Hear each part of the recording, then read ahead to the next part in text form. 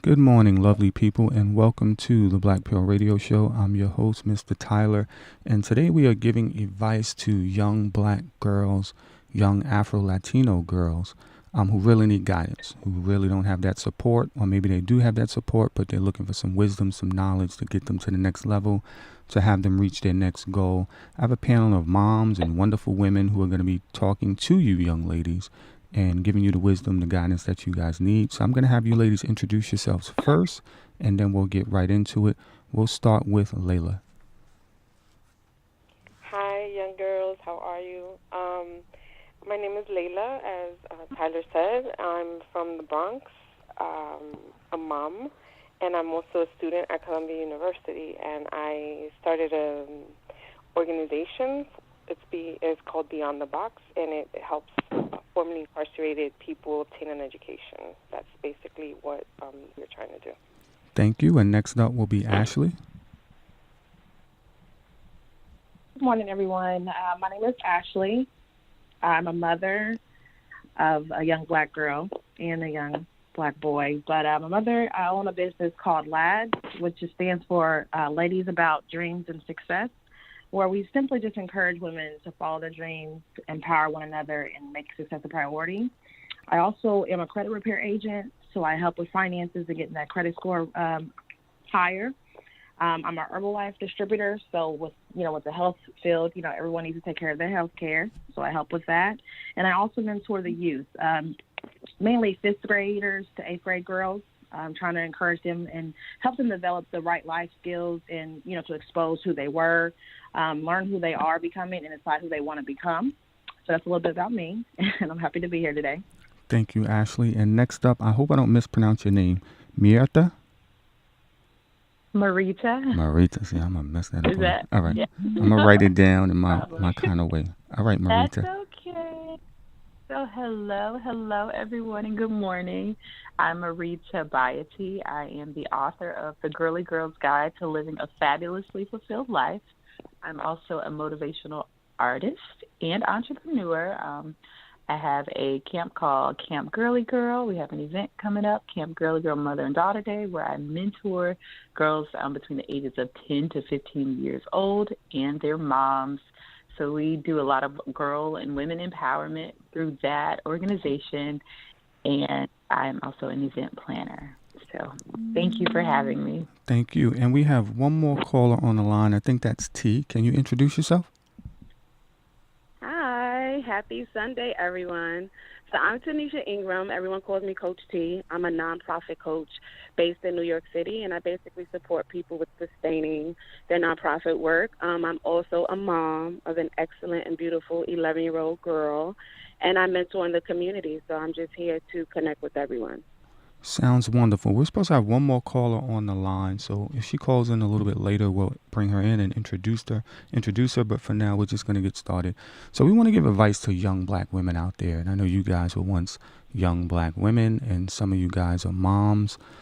T, are you a mom as well? Yes, my daughter is 11.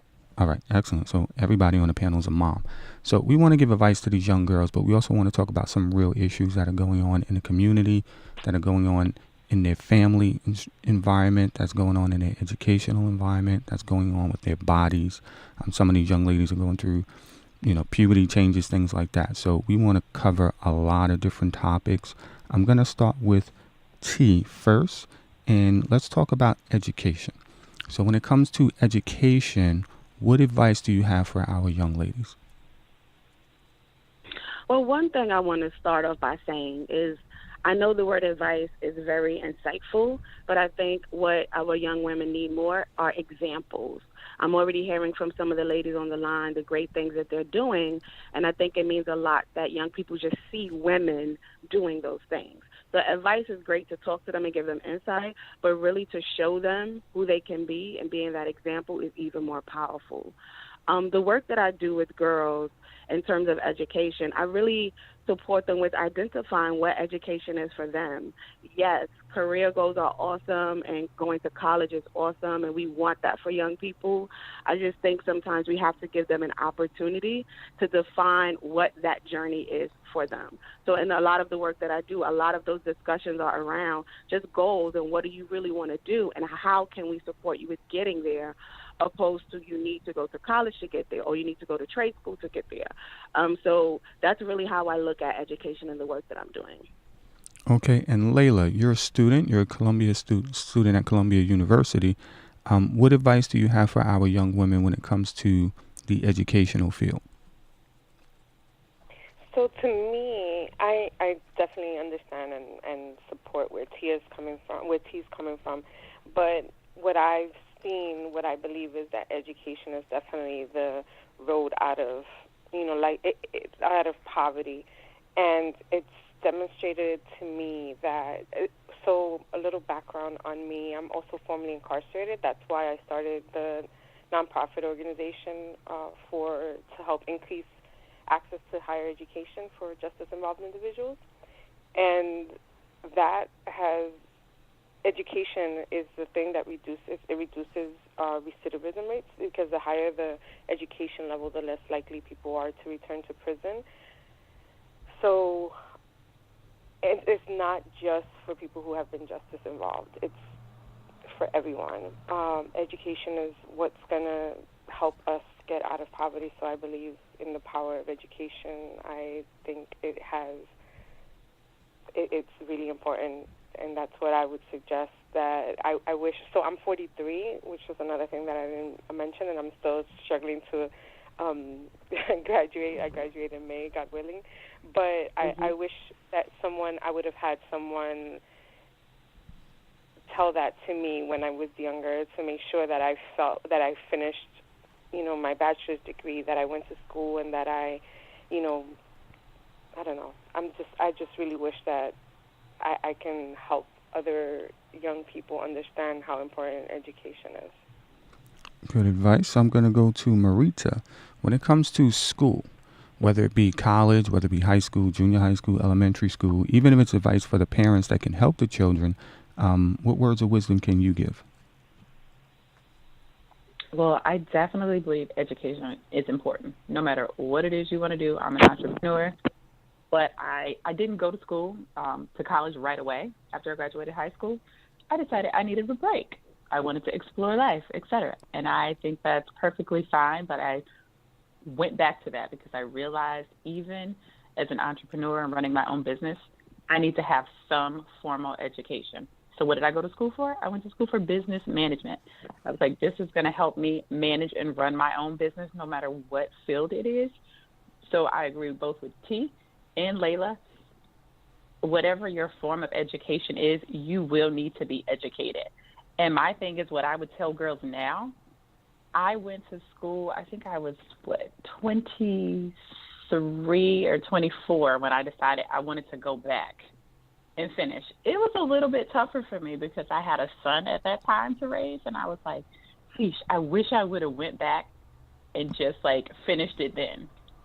Just so I'm not struggling working a full-time job, trying to raise my son, find childcare, all that stuff. I'm like, when I had the opportunity to do it, I should have gotten it out of the way, just so I can have that background and that knowledge and that formal training. But everybody takes a different route. But I would say to you young girls, if you have the opportunity and it's in front of your face and you don't have any kids and you don't have any other setbacks or anything holding you, get your education, take advantage of it and work it. Get your formal training out of the way, regardless of whether you want to be a singer, an entrepreneur, you want to go travel the world. You need that. So do it while you can. So Ashley, encourage your daughter to fulfill their dreams, to follow their goals, follow their dreams, but also let them know that education is. Okay, so we're gonna go to Ashley. So Ashley, what advice would you have for a young black girl when it comes to the field of education? Okay, so from the field of education, I have, she's going to be 12 tomorrow, actually. And I'm really hard on her as far as education goes, whether it's at school or when she wants to go to college or just getting books at home and reading them, because I mean, you have to. I always tell my children, you have to keep teaching yourself. If you don't learn, you're losing. So she's very good. She has a good. She likes English and language and history. It's math that gets her, and with math being the hardest issue with her, I go hard for her on math. Like, I'm like, no, you need to get the B is okay, but I need you to get an A, because the only fact of when she gets into, I guess you want to say, the real adult world, it's going to be situations that's going to be harder. Education is not going to be easy for everyone, and that's a good thing. So I always push her and tell her, you have to get this. You have to, keep educating yourself, no matter what it is. If it's too easy, you're not working hard enough. You need to make sure you're learning new things. And like me, I went to college right after high school. I didn't finish. I'm a teen mom, and I still graduated with scholar, got a free scholarship. I went to college. It lasted like a couple months. Took a break, had to get a job. That life stuff. And then since then, I've been going off and on. So I haven't finished college yet. And she sees that, and I explained to her that, you have to first, before you decide to, go on that route of having kids and everything, you have to put yourself first. And, really, like the last woman said, you have to, get your education, get everything out that you want to do, because as soon as you have kids and family comes, it's kind of like everything slows down. So what you want to do for yourself kind of becomes in the back end, when it should be number one from the get-go. So I am going to go back to school, and I'm going for business management and marketing. So my children will definitely see me succeed on that. But definitely, yeah, I'm trying to push that up front first. Like, go do all this first. Get yourself right, educated, and finances together first. Then let everything else come through. All right, so guys, I want to ask you a question. I'm coming to T with this one. So Ava DuVernay, who just directed A Wrinkle in Time, never went to film school. She didn't even pick up a camera until she was in her 30s. So when we talk about education, we're not necessarily talking about going to school per se. There's other ways to be educated through internships. You can work in people's businesses, your family's businesses. And we do want to push towards being an entrepreneur. And that's very important. Learning about history that's being told from the winner's side is not necessarily going to help our children. The miseducation that's going on in the school doesn't always help our children.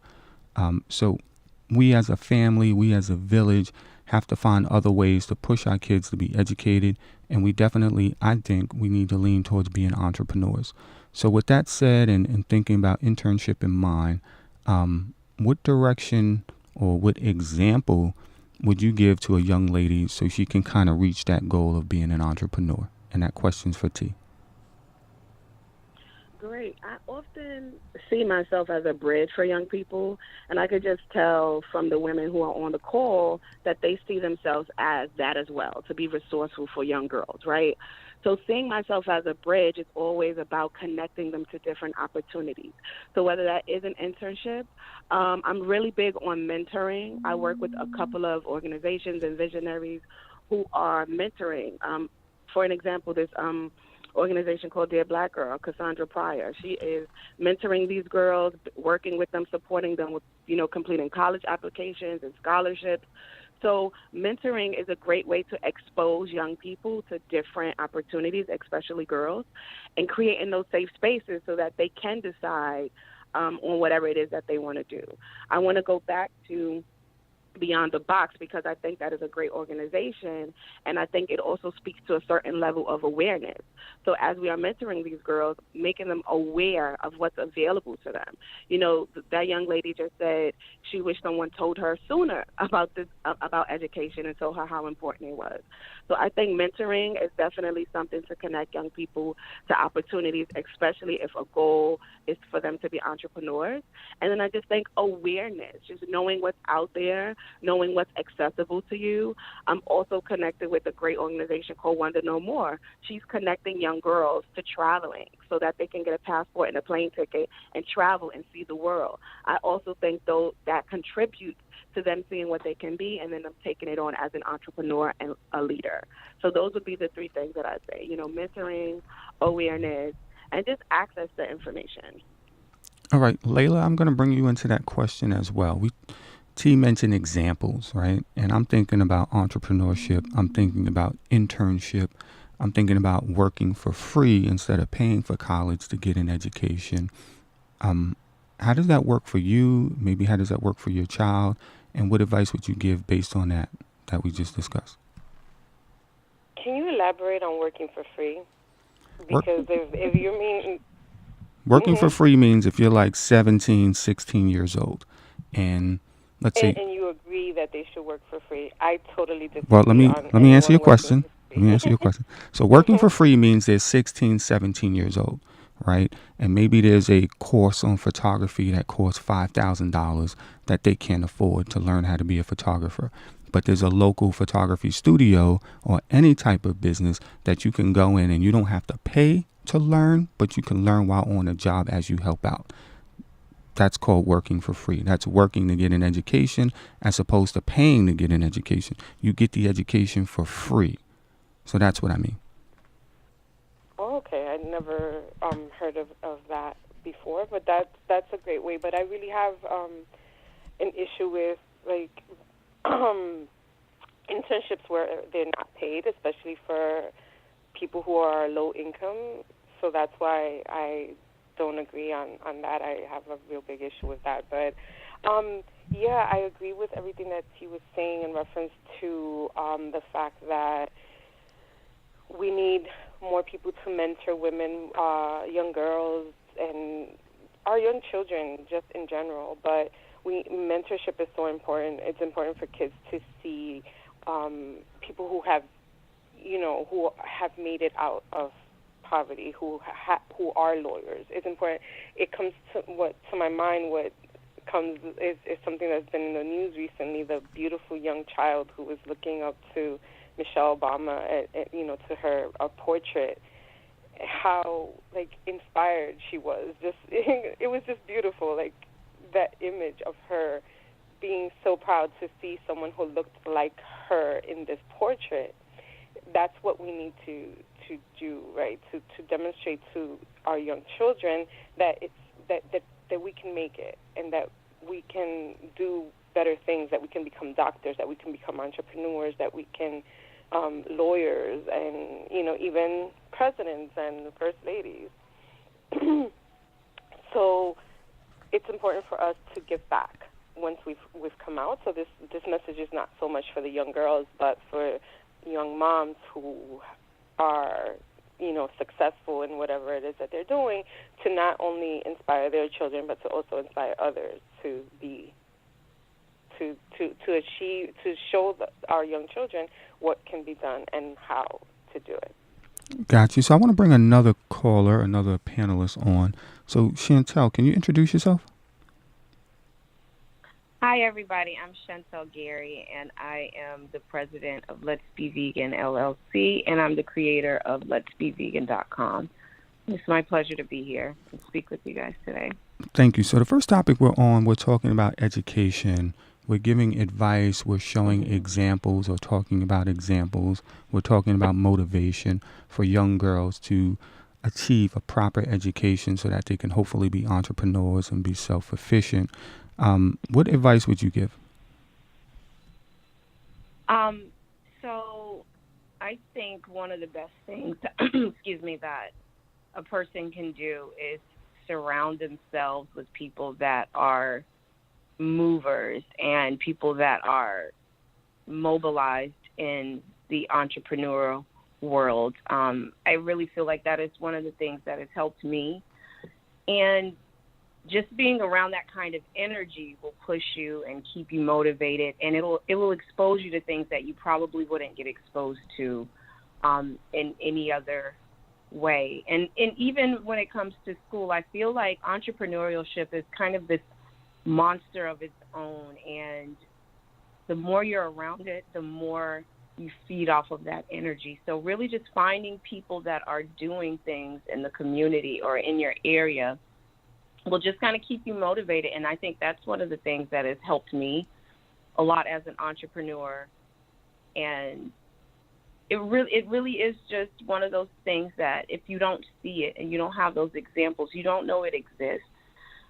And it's a really empowering thing to do. It's just kind of be surrounded by people who are doing things. A lot of times, a lot of people talk about things, but being around people that are making things happen, it's infectious. So that would be one of my top tips or pieces of advice for anyone that's trying to become an entrepreneur is, yes, school is very, very important. Education is very important. It'll help you kind of get from point A to Z a lot quicker, but so will being surrounded by the right people.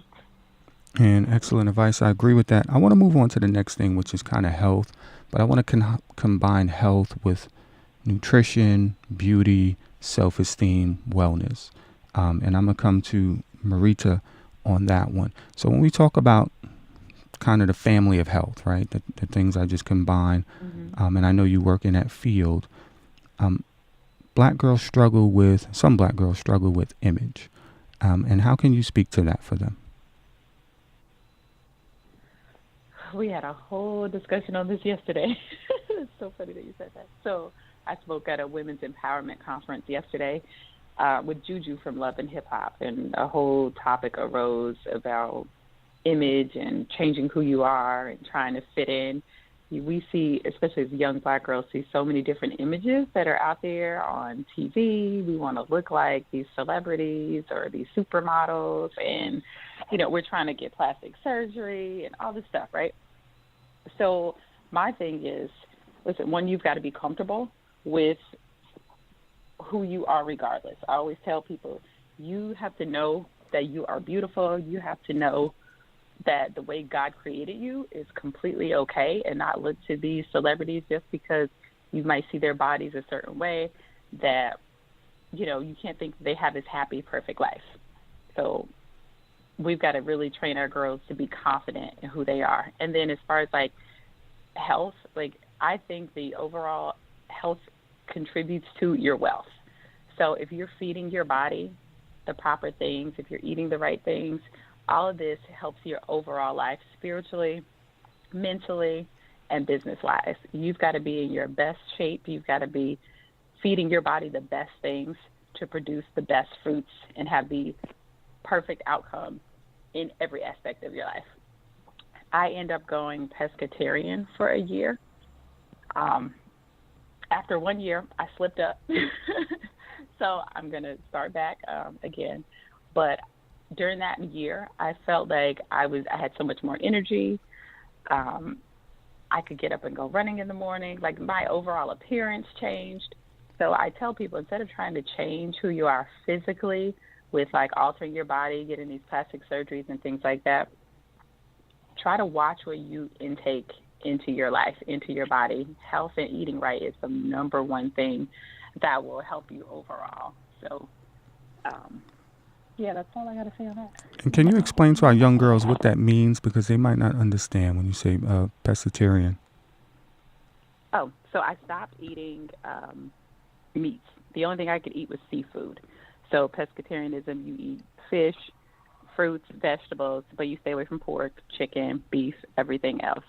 And when I tell you I saw a complete transformation all the time when I was saying I wanted to lose weight and I was trying to diet and things like that, you immediately lose all the excess fat per se when you switch your diet and actually make it a lifestyle.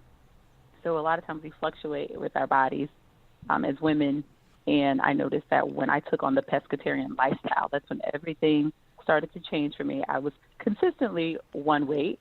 I, again, had a lot more energy, especially taking in the more fruits, vegetables, all the greens, really helped me. And when you let go of certain foods like the pork, the beef, like all that the toxins that are in those things that are not healthy for you, you start to feel like you let go of like all this excess baggage. That's how I felt.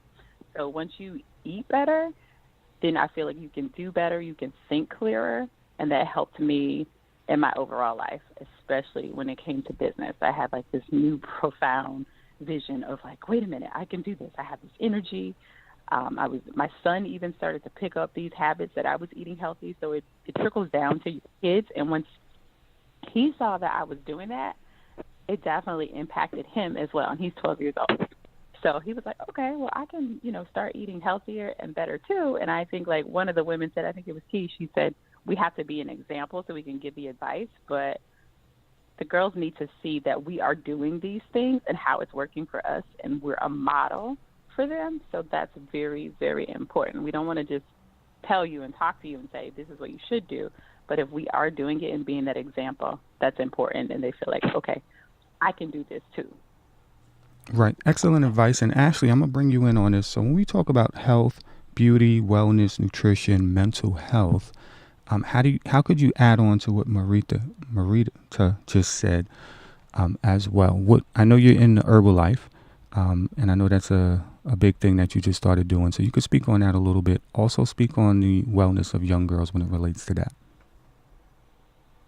Okay, so I was a young girl who was insecure all the time and stuff. And as I became a mom, it didn't just happen where I'm just like, oh, I'm confident now. But learning as a mom and growing with the young Black daughter, I wanted her to be, secure and confident. And she's at that age and that grade where, self-esteem is very, very important.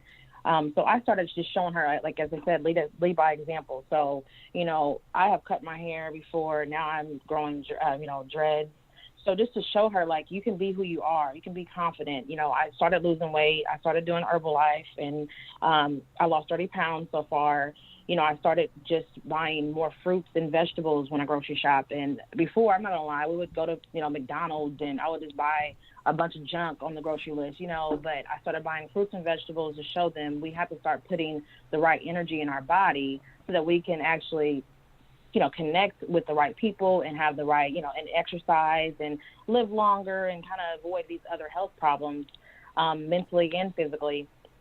So my daughter herself, she is more so wanting to eat more vegetables and less meat. That's her own decision. I only buy chicken and we eat salmon, fish, but another fish, but she's starting to, I can see a turnaround from when she was in second grade to now she's in sixth grade, and she's more confident in who she is. Her hair is, all natural. She doesn't want any type of, relaxers in it or nothing like that. She knows who she is. She knows what she wants to do.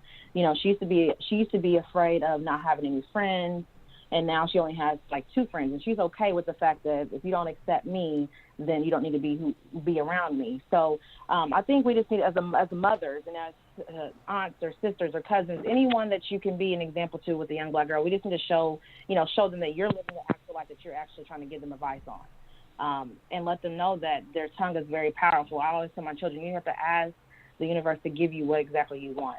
And going back for mental, I think education, not just schooling, but reading things and learning things and being curious is not a problem. So if you're curious on something, go research it. And, your body is definitely your temple. You create your own world. That's just what I give to my daughter and a few of the girls that I mentor as well. Because if I had this knowledge as a young Black girl, I'm not saying that I wouldn't be a teen mom, but it could definitely have saved me, I feel like, if I had a better example of what self-confidence and self-love and health and beauty was at the time.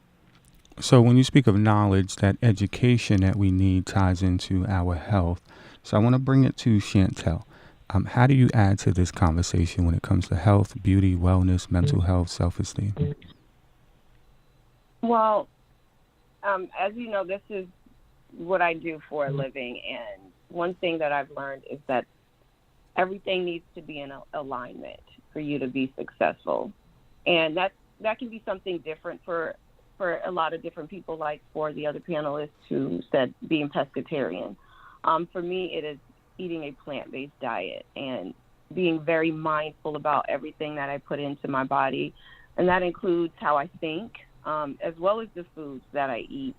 It's really, really important, I think, especially when you're talking about becoming successful, that you are critical about the things that you invite into your body and into your spirit and into your mind. All of those things play a huge, important role into your health. And I know for a lot of people, they don't know what that means and where to start. And I think one of the easiest things that people can do is start with what they eat.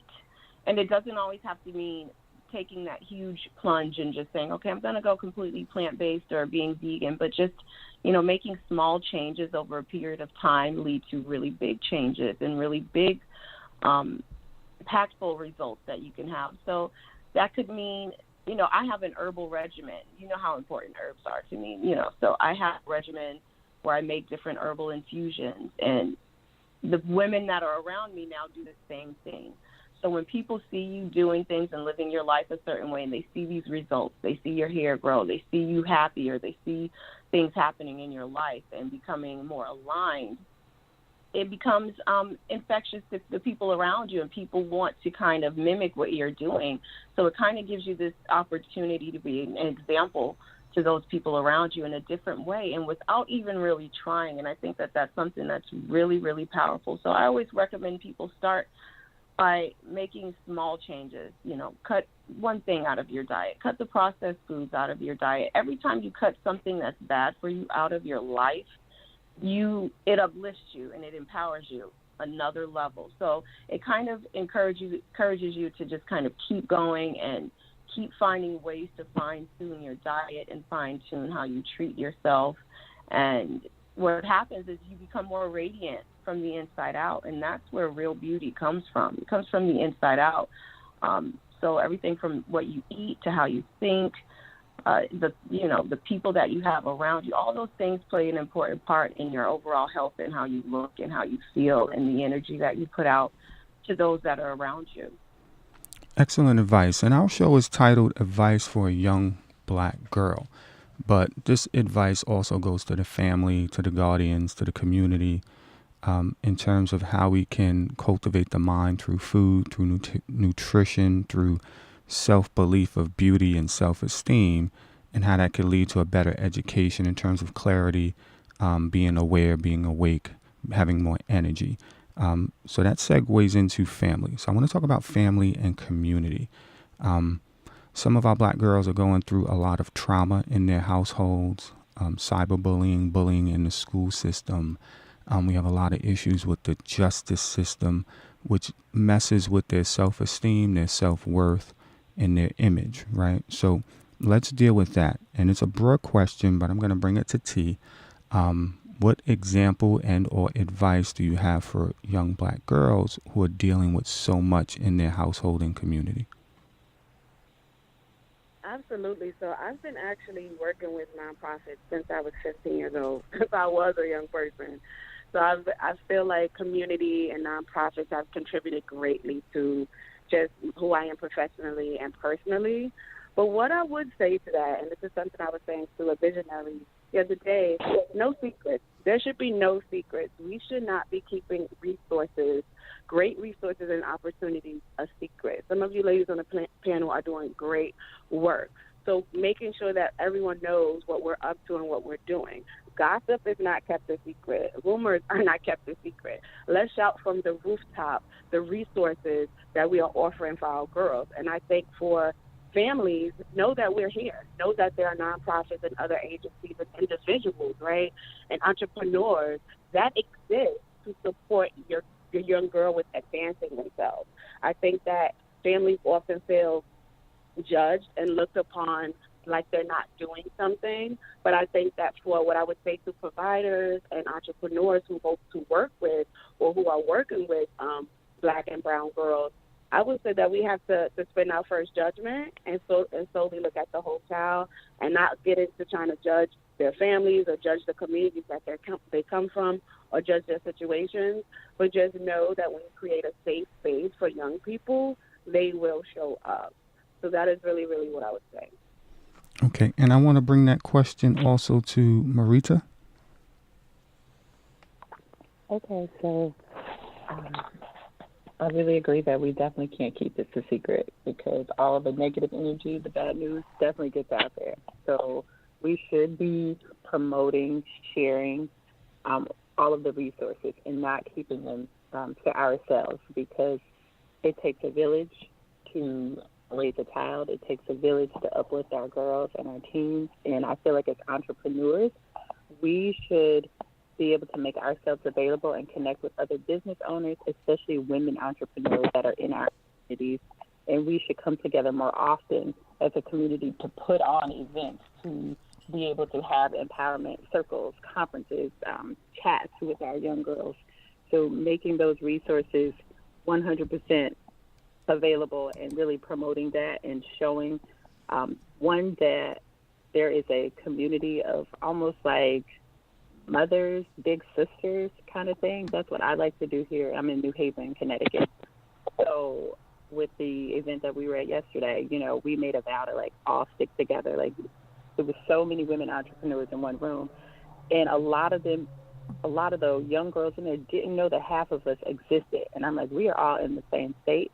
We're all in the same town. We should all know about one another. So pushing that is extremely important to say, we are here.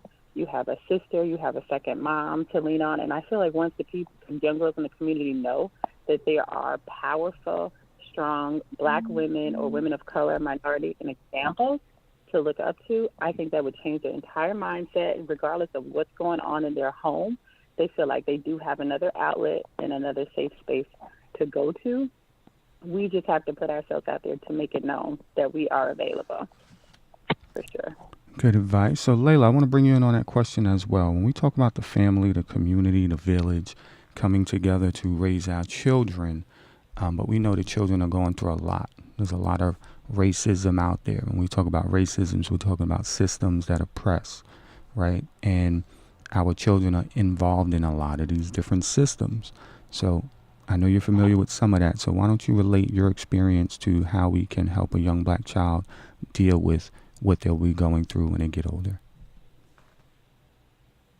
I definitely agree with what was previously said in reference to the village. I'm big on village because if it wouldn't be for my village, I wouldn't be where I am today, right? So, again, my message is not so much for the young girls, but for, the moms out there listening. Like, we need to be a village. We need to support and help our young kids to come out of whatever situation they're in, because like Tyler said, the trauma that is in our communities is really, really deep. Our communities need a lot of healing, and we can't do that on our own. We need the community. We need each other to come out of where we are. We need mentors. We need people that will open doors for us, right? Like, if we don't have that, like we all need support from others to come out of whatever situations we are in, right? Like, for example, for me, my village was, oh my God, my village is so big, but trying to point to exactly where. But when I was trying to go back to school a few years ago, many of my doors were closed. I had student loans that were in default. I had blocks on my record, and I just couldn't go back to school, right? Everything was impossible for me. I felt like I was never going to get back to school because everything was being made very difficult. But I started writing letters to deans and elected officials and everyone, and one of the deans in the school took me under her wing. She didn't even know me. She just said, contact this person from this organization, which is Welfare Rights Initiative at Hunter. I was a student at Hunter at the time. And the people from Welfare Rights Initiative just, helped me get back into school.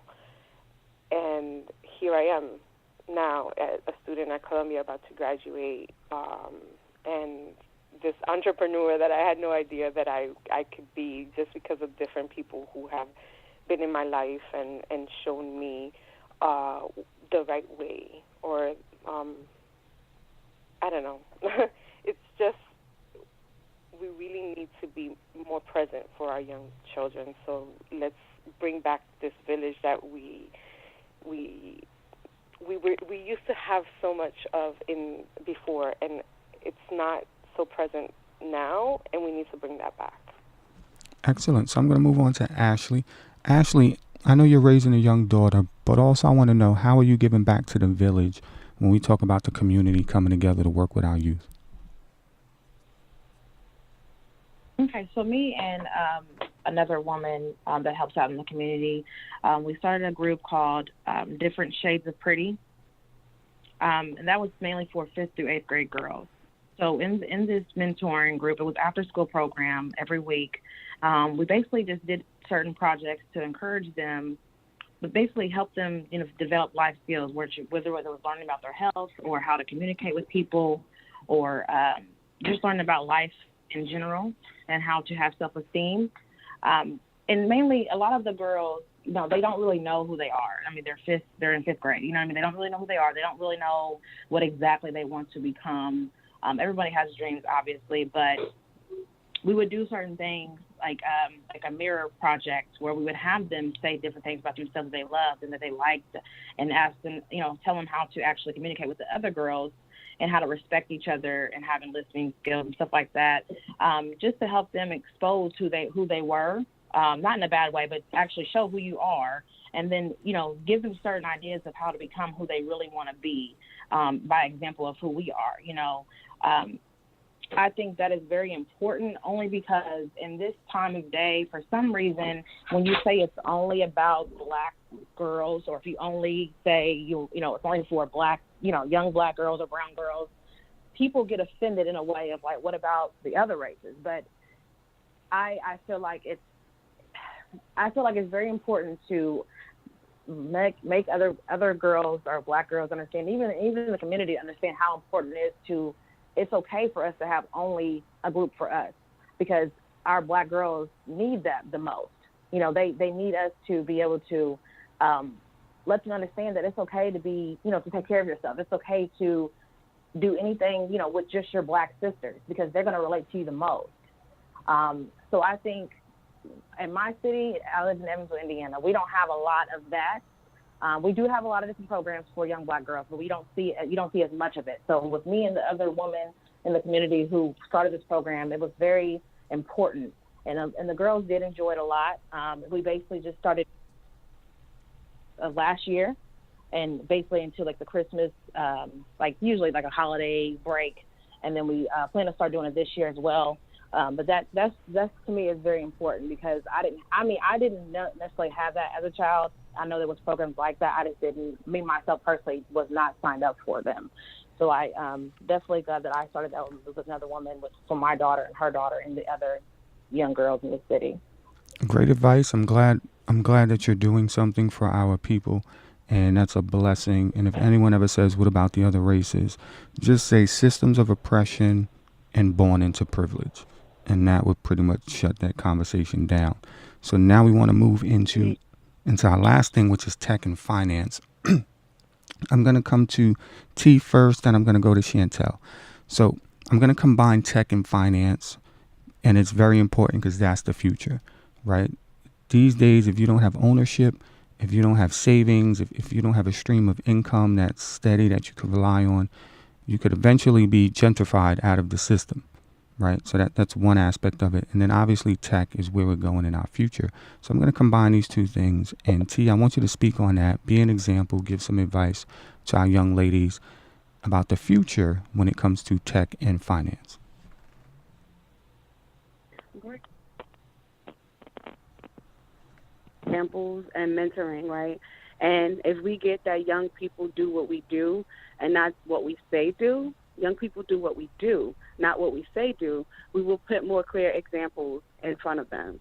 So for an example, I work with, I'm supporting an organization right now called Wonder No More. They are supporting girls with traveling, right? A part of her curriculum is about budgeting and financing and planning. So just putting those, not assuming, right, that they know what those concepts are, but some of our young people do, right? Because for an example, if they want to buy a new pair of sneakers, they know how much they need for that. If they can't get it from one person, they're going to divvy up how many people they need to ask so that they can meet the sum and get what they want. So I think it's also about meeting young people where they are in terms of those two fields, and then figuring out how to support them with being where they need to be. Because anyone on this panel, we cannot sugarcoat it. We need technology. That is the way of the world today, but as well as we need finances to access and have the things that we want in our lives. And we've been talking a lot this morning about poverty and how do we get out of poverty, and saving and having money and being able to provide for yourself.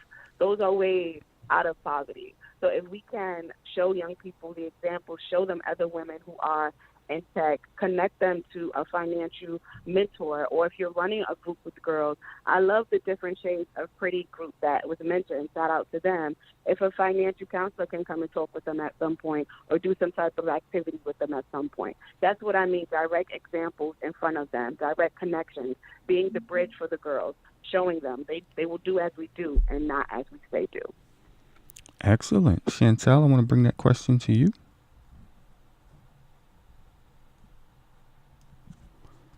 Not sure if she's still on the call. Chantel, can you hear Can us? you guys hear me? Yeah, I can hear you. I hear you. Can you hear me? Yes, we can hear you. Okay, good. Good. So I was saying that one of the things that has been a great success for me is the digital world, things like my website and my online store. And one thing that I've learned it kind of pedals back to what I said at first, is being surrounded by people who are kind of doing things, is having mentors who really understand the tech world and how powerful it is and how it really is the next thing that we all kind of need to be focused on in the business world, is the digital and the tech world. That is really where the money is, and our community really has to start aligning itself with people who understand that and who can push us in that direction, because, like you said, if we don't take those steps forward to really understand that environment and what that means, we're going to be left behind. It's going to be gentrified, and we're going to lose out on our businesses and our opportunities to make money and create wealth. So for me personally, I have a mentor and have mentors, I'll say, in different areas that understand different things about business. And I think that that is something that is really, really important in our community, is that we seek out partnerships and mentors in areas that we are weak in. So if it's something that you don't quite understand, you need to find a mentor that does understand it, that can teach you and that can show you how to kind of weave your business or your ideas into that area so that we can create that wealth for our families and our communities. It's something that I think, I'm so glad that you brought that up. It's so important. And the digital world really enables you to make money off of one thing. And for me, what that means is I do a lot of cookbooks, and a lot of my cookbooks are digital. And I think that that is something that people can do in different areas. It doesn't have to be a cookbook, but it could be anything that you are creating. And you do that work one time, and each download is your work one time, and you can create a stream of revenue that just is continuous off of one thing. And I think that that is so powerful, and I think that people, I think that everyone should have ebooks. I don't care what your business is. You should have ebooks. And, think about it. If you're charging $5 an ebook and you sell 1,000 ebooks, that's all digital. We did the work one time, and that creates a stream of income. So I think that it's really important that we begin to understand all the different ways that can empower us when we explore what the tech community can do for us. Great advice. And I like the ebook advice because I know Marita is an author. So, Marita, I'm going to segue to you when we talk about tech and finance. Yes. So, definitely I want to say that technology takes you from local to global, because instead of me just selling my books to people in my local community, I can now sell them all over the world. One, because, like she said, ebooks. One, I can put in orders. They see it from my website. I don't care if they're in China, Indonesia, if they're in Texas, wherever. They found me online, so now I'm shipping worldwide, globally. It doesn't keep me here. And then also, as far as I definitely want to talk about the finances. Not only do you need finances, but also you need to have your credit right. I know one of the ladies here talks about credit. So definitely keep pushing that, because I didn't learn about credit until I was 25 years old, trying to get a loan from the bank to open up my first store. And they were like, man, you do not have any credit. You don't have any credit history. Thank God it wasn't where I screwed up my credit at the time. I just didn't have credit. And my parents didn't push a credit card on me. I didn't go that route of accepting all the credit cards that came in the mail right after I graduated high school. So it was a thing of, oh my gosh, I should have been building my credit this whole time, because when you have credit, it shows to the lenders that you are trustworthy, and you have some type of history of paying your bills on time. You're able to be trusted with this money that they're going to lend you, and you're going to be able to pay it back. But I did not understand that at all. And so then what I had to do was at some point get my secured credit card to start my credit that way. Spent a little, paid the money back slowly, monthly, was paying my bills on time. Then they ended up increasing it. And so from that point on, like, my score was going up. I was actually, in this credit world that I had no clue about before, again, 25 years old. And you figure at 25, like, I should have been taught this. I should have known this. But I didn't. And now I talk about this with my group, Camp Girly Girl, the moms and daughters, like, teach your kids about finances and actually building your credit at a young age, because once you have A1 credit, you can have access to everything. You can buy a house, you can get a car, you can, lower interest rates, everything. So especially if you want to have your own business, like, credit is crucial, as well as the finances and saving. I don't care if it's $10 a week, put something aside, have emergency fund money. As an entrepreneur, as a mother, anything can happen and go wrong. Where are you going to get this money from when you really need it at the last minute? You're going to be scoundering around trying to figure out who you can borrow from, who you can loan from, right? But again, people are like, wait a minute, your credit is shot. Like, I don't trust you. I don't want to give you money for that. And you're like, it's an emergency. I need it. But again, if you had good credit, and if also you were saving along the way, you could have had a little stash.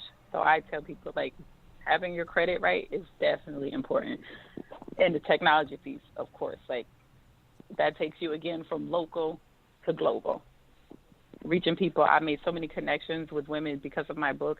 I've had speaking engagements because people found me online through Facebook, Instagram, through my website, looking up certain keywords with the search engine optimization. Technology, you need it no matter how much you think you don't. So definitely top things. Great advice, and I like the fact that you were honest enough to tell us that you didn't understand credit. Your early 20s and you're just learning about credit.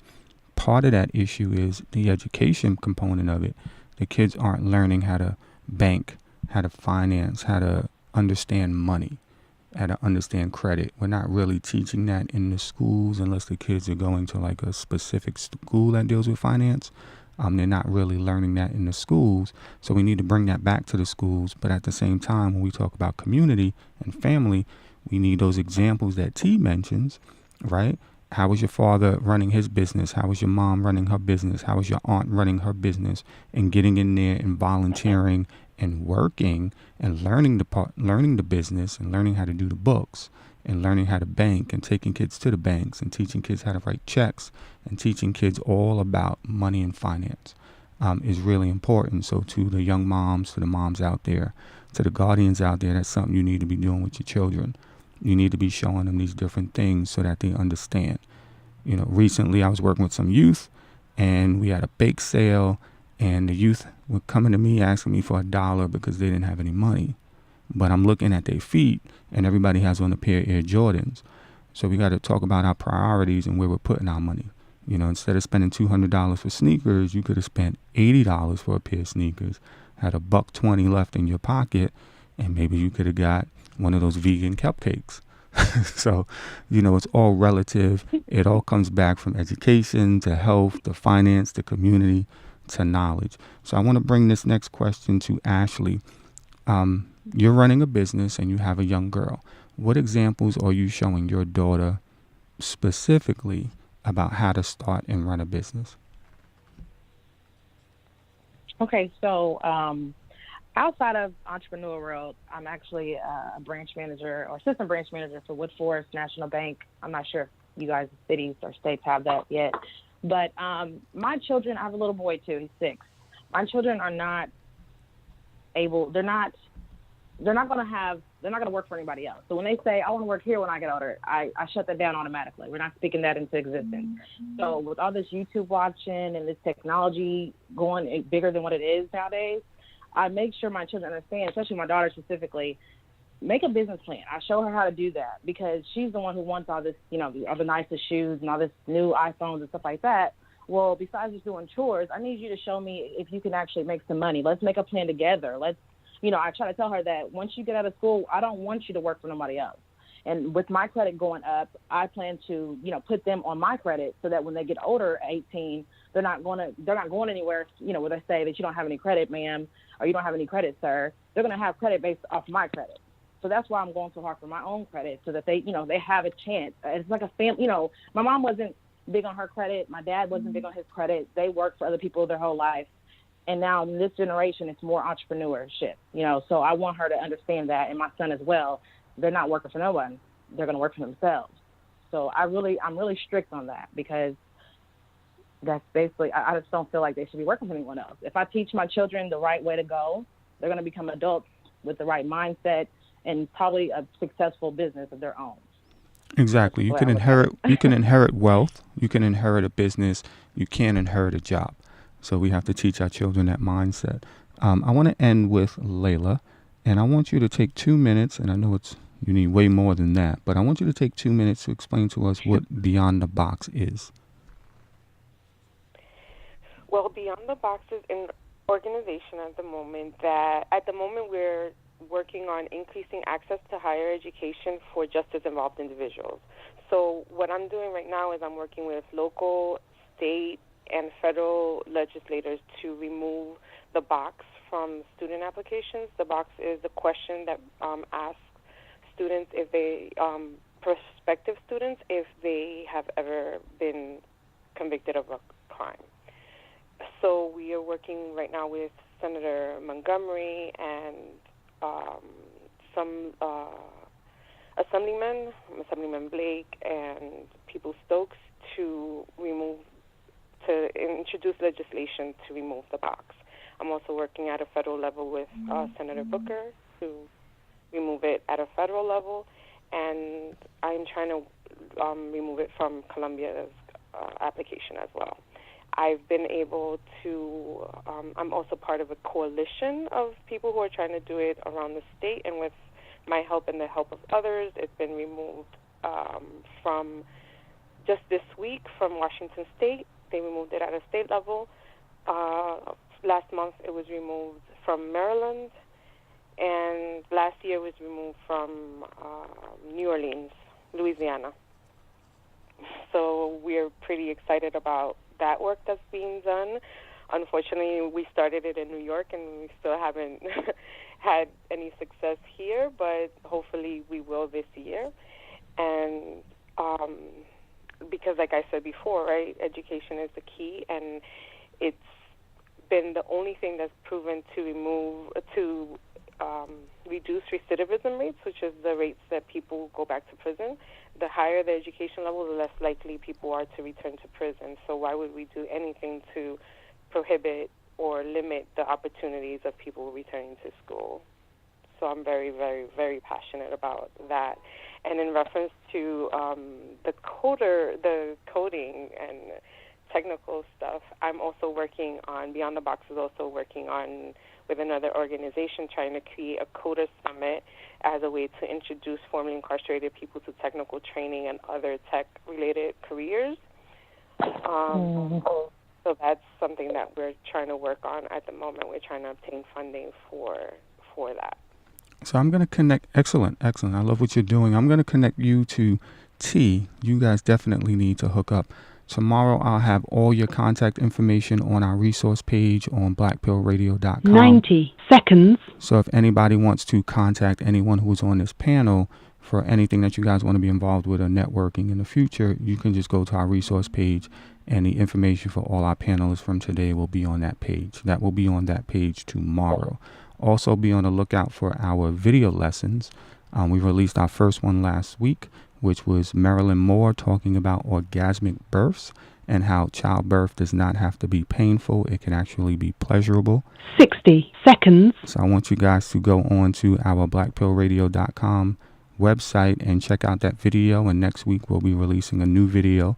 We're releasing videos every second, fourth, and if there's a fifth Sunday of the month, That's when we'll release the videos. And as you know, our radio talk show is on from 10 a.m. to 11 a.m. every first and third Sunday of each month.